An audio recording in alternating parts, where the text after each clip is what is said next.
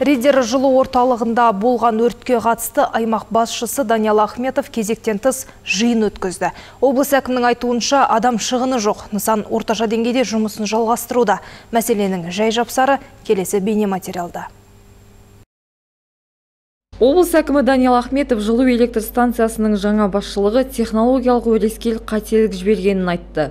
50 мыңдай тұрғыны бар қалада наурыз айында осымен екінші рет апат тіркелді. К счастью, обошлись относительно небольшими потерями. Қуанышымызға орай аса шығын болмады. Жақын арада тездетіп 3000 километр кабель тарту керек. Менің ойымша бұл мәселені ұзаққа созбай шешуге болады. Бірақ басты мәселе бұл емес. Біз бұл орталықтан жаңа иесіне тапсырған күннен бастап қарап келеміз. Ешқандай өзгеріс жоқ. Орталық қандай жағдайда тапсырылды, сол күйінде қалған. Қаңтардың аяғында орталыққа жаңа инвестор келді. Бірақ жағдай әлі түзелмеді. Жаңа басшылық бұған дейінгілер секілді бір теңгеде орталыққа құйып жатқан жоқ. Жағдай қиындап барады, шешу керек.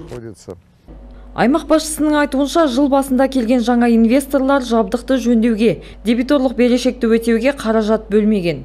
Өңір әкімі қазір 2 қазандық істеп тұрғанын, ал тоқтаған 2 қазандық жақын арада іске қосылатынын айтты. Мы можем рассмотреть только один вопрос – приобретения. Мәселенің жалғыз шешімі жылу орталығын коммуналдық меншікке беру.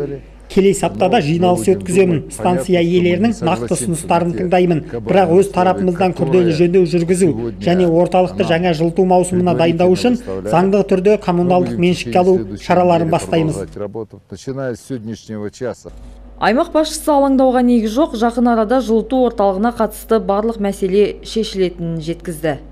Арайлым Нығметоллақызы, Сая Жарасқызы, Алтай ақпарат.